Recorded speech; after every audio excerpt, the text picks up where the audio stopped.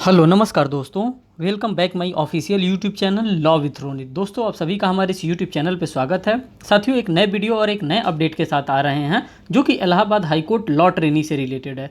जी हाँ साथियों, इस वीडियो में आज हम बात करेंगे जो आपका स्क्रीनिंग टेस्ट कंडक्ट होने वाला है उसी स्क्रीनिंग टेस्ट के अकॉर्डिंग्स में बात करेंगे। और ये जो मैं आपके लिए क्वेश्चन लेकर के आया हूँ साथियों, ये आज मैं लॉ का इंपॉर्टेंट क्वेश्चन लेकर के आया हूँ, साथ साथ इंडियन एविडेंस एक्ट का। ये ऐसे ऐसे क्वेश्चन हैं दोस्तों जहाँ से आपके एग्जामिनेशन में पूछे जाने के चांसेस बन रहे हैं। उसी को ध्यान में रखते हुए इन सभी क्वेश्चंस को मैं आपके सामने एक एक करके ला रहा हूं। जैसे यहाँ पे आपको दिख रहा होगा साक्ष्य विधि, मीन्स कि इंडियन एविडेंस एक्ट की हम बात कर रहे हैं। अगर यहाँ पे हम क्वेश्चंस की बात कर रहे हैं कि कौन सा क्वेश्चन आपके एग्जामिनेशन के लिए, आपके स्क्रीनिंग टेस्ट के लिए इंपॉर्टेंट होगा, तो क्वेश्चन यहाँ पर देखिए कह रहा है विशेषज्ञ कौन होता है। कब विशेषज्ञ का मत सुसंगत होता है, ऐसे मत के साक्ष्य में कितना मूल्य होता है। मीन्स कि who is an expert, expert हम किसको कहते हैं। और आगे कह रहा है when is the opinion of an expert relevant, और इनका जो ओपिनियन होता है कब रेलिवेंट माना जाता है, किसका, जो एक्सपर्ट लोग होते हैं एक्सपर्ट का ओपिनियन कोर्ट ऑफ लॉ में कब रेलिवेंट माना जाता है। आगे कह रहा है what is the value of such opinion in evidence, क्या ओपिनियन इनका जो वैल्यू होता है, इनके वैल्यू के बारे में बताइए। इस प्रकार से भी आपसे क्वेश्चन पूछा जा सकता है। और भी लगाया है मैंने, और के बाद और किस तरह से आपसे क्वेश्चन पूछा जा सकता है। क्वेश्चन इस तरह से भी पूछा जा सकता है कि विशेषज्ञ कौन होता है। सबसे पहले यही क्वेश्चन पूछा जा सकता है कि विशेषज्ञ कौन होता है और कब और किन अवस्थाओं में विशेषज्ञों की राय सुसंगत होती है। कब और किस परिस्थिति के अंतर्गत विशेषज्ञ जो होते हैं उनकी राय सुसंगत होती है। देखिए इंग्लिश में क्वेश्चन कर रहा है हु इज़ एन एक्सपर्ट, सबसे पहले आपको बताना होगा कि कौन एक्सपर्ट है। When and in what cases the opinion of the expert is relevant, किस ओपिनियन में और किस केस में एक्सपर्ट का जो मानना होता है वो रेलिवेंट होता है। एक इस प्रकार से भी क्वेश्चन आ सकता है। और कैसे क्वेश्चन आ सकता है दोस्तों, तो क्वेश्चन ऐसे आ सकता है। अभी इसका आंसर भी मैं आपको दिखाऊंगा, सिर्फ क्वेश्चन ही क्वेश्चन नहीं है, इसका आंसर भी मैंने लिखा है, वो भी मैं आपको बाय द टाइमिंग अभी दिखा रहा हूँ। कर विशेषज्ञों की राय से संबंधित विधि की विवेचना कीजिए। अब जो विशेषज्ञों से संबंधित जो राय है इसके रिलेटेड जो विधि है उस विधि की विवेचना कीजिए। ऐसी राय का क्या महत्व होता है, विवेचना कीजिए। जो इस प्रकार का राय होता है इसका क्या विवेचना, इसका क्या महत्व होता है, इसी के बारे में हमको बताना है। कर discuss the law relating to the expert opinion, क्या लॉ है किससे रिलेटेड, जो एक्सपर्ट होते हैं एक्सपर्ट के ओपिनियन से रिलेटेड क्या राय होते हैं इसके बारे में हमको यहाँ पे बताना है। आगे कह रहा है what is the value of such opinion, इसका वैल्यू क्या होता है। अगर इस प्रकार का कोई ओपिनियन आता है तो इस ओपिनियन की वैल्यू क्या होता है, इसके बारे में हमको डिस्कस करने के लिए कहा जा रहा है। तो आप लोगों ने देखा कि कितने प्रकार से क्वेश्चन बन सकते हैं। उन सभी प्रकार से क्वेश्चंस बनाने का, उन सभी प्रकार से क्वेश्चंस को फ्रेम करने का मैंने यहाँ पे कोशिश किया। अब देखिए इससे रिलेटेड अब आंसर क्या बनाएंगे। जब कभी भी आप स्क्रीनिंग टेस्ट में बैठें या मेन एग्जामिनेशन इसको कहा जाए या स्क्रीनिंग टेस्ट कहा जाए, जब कभी भी आप बैठेंगे तो क्या करेंगे, आप क्वेश्चन को एनालिसिस करेंगे कि क्वेश्चन आखिर में पूछा कहाँ से जा रहा है, किस रेंज इसके बीच में ये से क्वेश्चन पूछा जा रहा है। जैसे ये इंडियन एविडेंस एक्ट का क्वेश्चन पूछा जा रहा है तो किस सेक्शन से लेकर के किस सेक्शन के बीच में ये आपका आंसर फॉल कर रहा है। इन सभी चीज़ों को आप क्या करेंगे, अपने दिमाग में ही एक मोटा मोटा आइडिया ले लेंगे और आराम से बैठ करके लिखेंगे। आंसर को देखिए, कह रहा है विशेषज्ञ, जिसको कि हम लोग एक्सपर्ट भी कहते हैं। विशेषज्ञ उसे कहते हैं जिसने ज्ञान की किसी विशेष शाखा का अध्ययन किया हो। क्या किया हो साथियों, कोई ऐसा नॉलेज हो जिसका उसने क्या किया होगा, किसी विशेष शाखा का अध्ययन किया। जैसे आप एडवोकेट हैं तो आपने क्या किया, आपने लॉ के विशेष शाखा का अध्ययन किया है ना। तो उसी तरह जैसे डॉक्टर साहब हो जाते हैं तो वो डॉक्टर के किसी विशेष शाखा पे अध्ययन करते हैं। अगर आप काफ़ी दिन तक उसी में काम करते रहेंगे तो आप क्या हो जाएंगे, आप उस फील्ड के एक्सपर्ट हो जाएंगे और अनुभव द्वारा उससे कुशलता प्राप्त हो। जो व्यक्ति ज्ञान विज्ञान की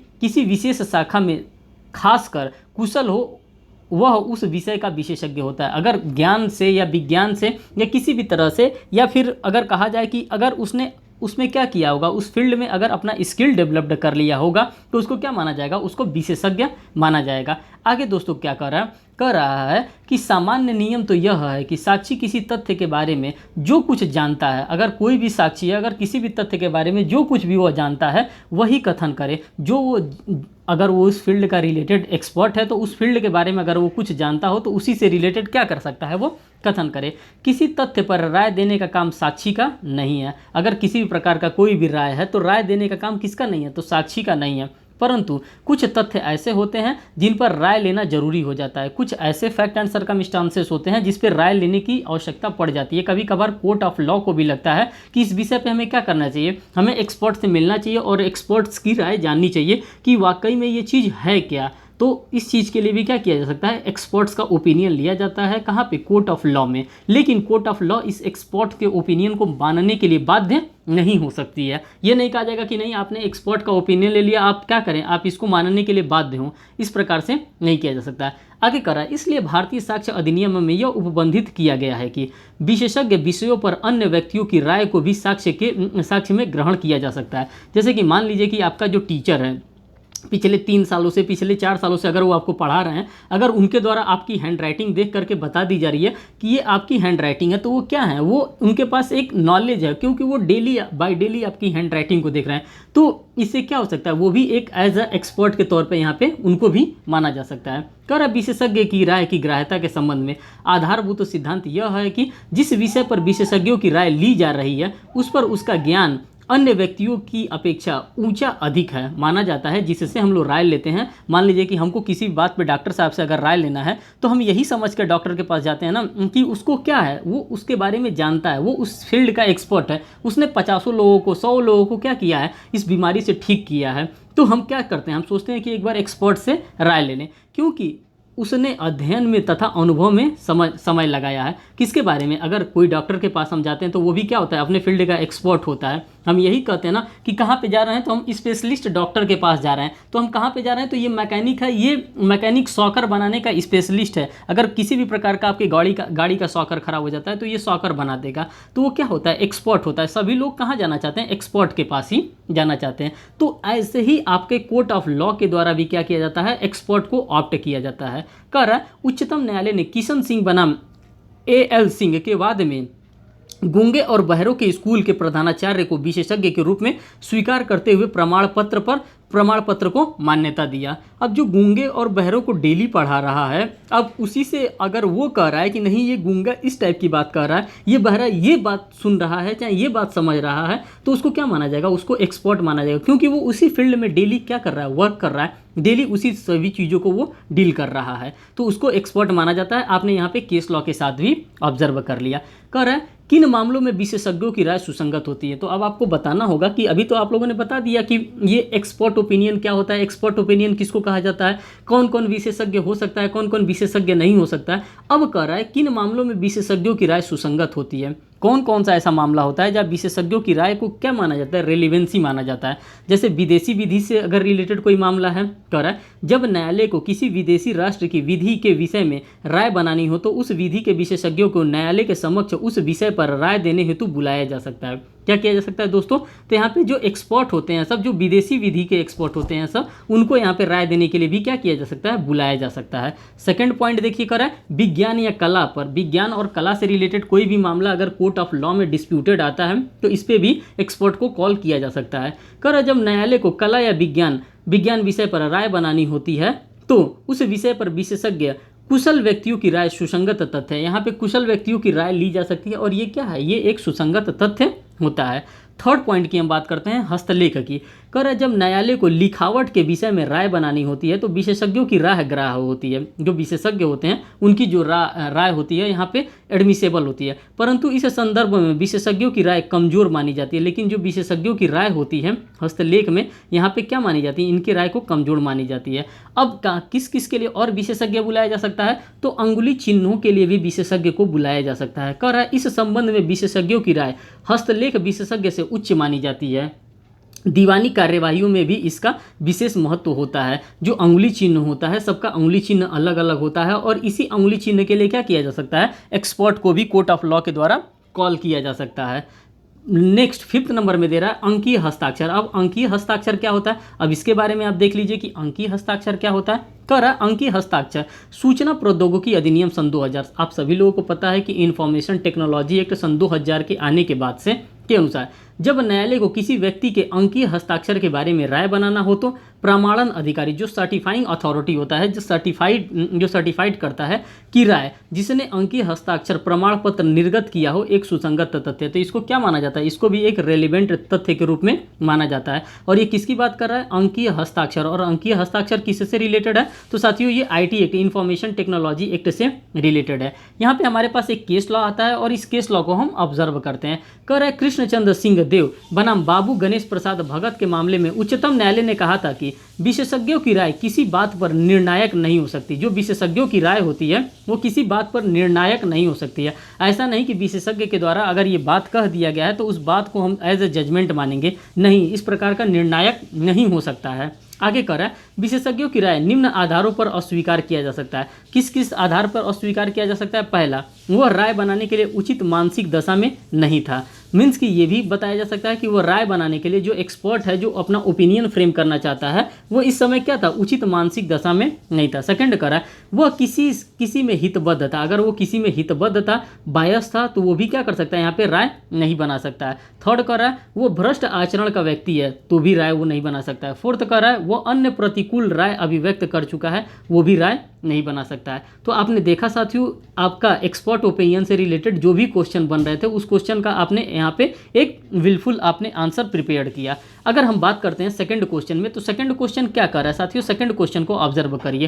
कह रहा है किसी व्यक्ति के हस्तलेख को कितने प्रकार से तथा कैसे साबित किया जा सकता है। अगर किसी एक्सपर्ट का अगर कोई भी हस्तलेख है, कोई भी अगर उसने अपने हाथों से सिग्नेचर किया है, तो उस प्रकार कैसे उसको साबित किया जा सकता है। क्वेश्चन कर रहा है इंग्लिश में, in what way the hand writing of the person may be proved. किस प्रकार से किसी के हैंड राइटिंग को हम क्या कर सकते हैं, प्रूव्ड कर सकते हैं। जैसे यहाँ पे आंसर आपको देखने के लिए मिल रहा है, कह रहा है प्राय दीवानी तथा आपराधिक कार्यवाहियों में हस्तलेख का अमान्यता विवादक होती है। मीन्स कि जो हस्तलेख का जो अमान्यता होता है ये विवादक शुरू से ही रहा है। और आगे करा, और प्रश्न यह होता है कि अमुक दस्तावेज कथित व्यक्ति द्वारा लिखित या हस्ताक्षरित है या नहीं। और सबसे बड़ा इशू यही बनता है कि वाकई में ये जो जजमेंट लिखा गया है या जो ये हस्तलेख लिखा गया है ये इसके द्वारा लिखा गया है कि किसी और व्यक्ति के द्वारा लिखा गया है। इसी पे क्या होता है, इसी पे सारा डिस्प्यूट अराइज होता है। आगे करा, हस्तलेख को साबित करने के लिए ऐसे व्यक्ति या साक्ष्य एकदम पर्याप्त माना जाता है जो यह कहता है कि वह उस व्यक्ति के हस्तलेख से परिचित है।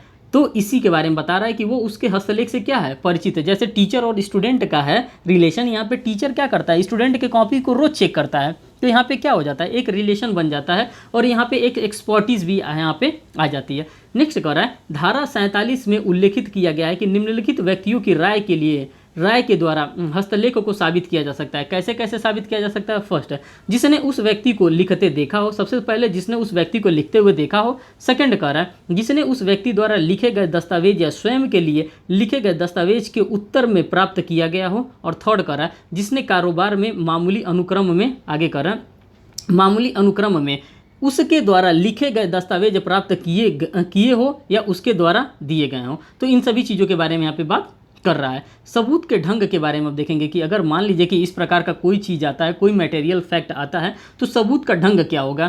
कह रहा है अधिनियम हस्तलेख के हस्ताक्षर को साबित करने हेतु निम्नलिखित ढंग मोड को मान्यता देता है। अब कौन कौन सा मोड है, जैसे पहला मोड है जिस व्यक्ति को हस्तलेख प्रश्नास्पद हो वह स्वयं न्यायालय में उपस्थित होकर साक्ष्य दे सकता है। क्या कर सकता है, जिसको ऐसा लगता है वो खुद ही आकर के कोर्ट ऑफ लॉ में क्या दे सकता है, साक्ष्य दे सकता है कि दस्तावेज उसी के हाथ से लिखा हुआ है। पहली बात ये कर रहा है। सेकंड बात कर रहा है इसी तरह से आपको क्या करते चलना है, आंसर फ्रेम करते हुए चलना है। मैं आपको यहाँ पे आइडिया दे रहा हूँ, मैं आपको एक रूल दे रहा हूँ कि इसी के अकॉर्डेंस में आपको आंसर फ्रेम करना है। सेकंड कह रहा है किसी व्यक्ति द्वारा लिखा गया दस्तावेज उन व्यक्तियों के साक्ष्य द्वारा साबित किया जा सकता है जिन्होंने प्रश्नास्पद दस्तावेज को लिखे जाते देखा हो, जिसके सामने इस प्रकार के दस्तावेज को क्या किया गया होगा, लिखा गया होगा। थर्ड पॉइंट को यहाँ पे ऑब्जर्व करिए।